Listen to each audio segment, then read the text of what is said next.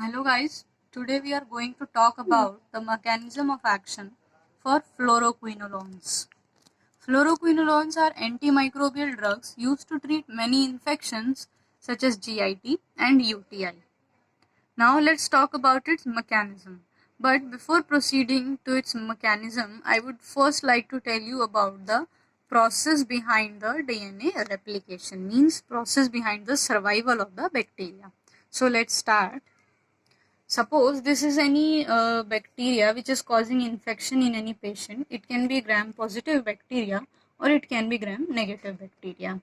This is the bacterial circular DNA, and if we see the magnified view of this, it will be shown like this. And this is the DNA double helix model, which is double-stranded. That's why it is called as double helix.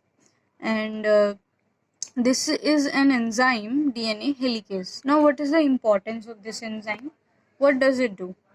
Actually, whenever replication or transcription has to take place, this enzyme DNA helicase is required. Means, what does it do? It unwounds the double helix structure. Means, it will break the hydrogen bonds between the bases in the two DNA strands, and the bases will get separated so that they could not bind again and replication process could proceed. Here we can see a point that is known as replication fork. Means it is the point where two DNA strands got separated so that they could not bind again and replication process could proceed. Now what will happen in the next step? The enzyme, this is an enzyme DNA polymerase. This enzyme then it will then move along the each strand of DNA behind each replication fork, synthesizing new DNA strands, which will be complementary to the original ones. Now, as the replication fork will move forward, the positive superhelical twist. Now, here I would like to take full stop. First, I would like to tell you about the positive supercoiling and the negative supercoiling. Now, what does it means? Positive supercoiling means the twist or turns, means that coiling twist or turns will get, if increased, then it will be known as positive supercoiling, and it will get increased until it will take a knot form. And this negative supercoiling means means involves the movement of helical conformations against positive coiling. Means it simply results into the relaxation of torsional stress. Torsional stress. And this negative supercoiling is necessary for DNA replication. That's why bacteria needs negative supercoiling. Now, what will happen in the next step? As the replication fork will move forward, positive supercoiling in the DNA will begin to accumulate ahead of these. And in order for DNA replication to continue, these positive superhelical twists must be removed so that our replication can take place. Now, who will remove this positive supercoiling? Now, an enzyme called DNA gyrase or topoisomerase 2 will come and it will remove the positive supercoiling. Now, after the further steps, it will form into the two DNA molecules which will be interlinked.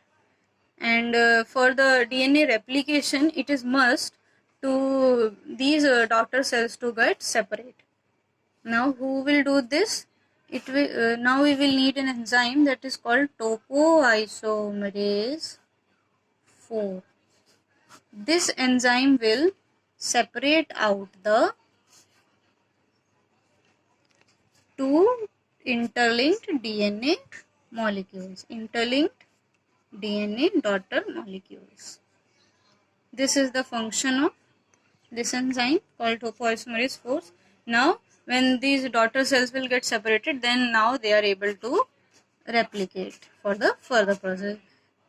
Till here, it was the process of the bacteria survival. Now we will see about the mechanism of action of fluoroquinolones. How actually fluoroquinolones have two targets. First is inhibition of DNA gyrase enzyme, and secondly the inhibition of topoisomerase 4 enzyme. Means first let's talk about the inhibition of DNA gyrase. Now, if it will be inhibiting the DNA gyrase, then it means there will be no negative supercoiling. No negative supercoiling means no proper replication, and no proper replication means ultimately cellular death. As we know that the basic mechanism or the basic action of that DNA gyrase was that to remove the positive supercoiling so that replication can take place. And when this enzyme is inhibited, there will be no negative supercoiling, means positive coiling will get maintained.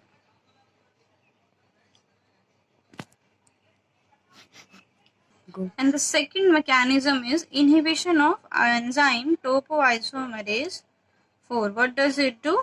It will, if this enzyme is inhibited, means there will be no splitting of daughter molecules, and no splitting of daughter molecules means there will be no further replication, means impossible. It becomes actually difficult for the bacteria to survive. So, these are the two mechanisms of the fluoroquinolones. I hope you liked the video. Thank you.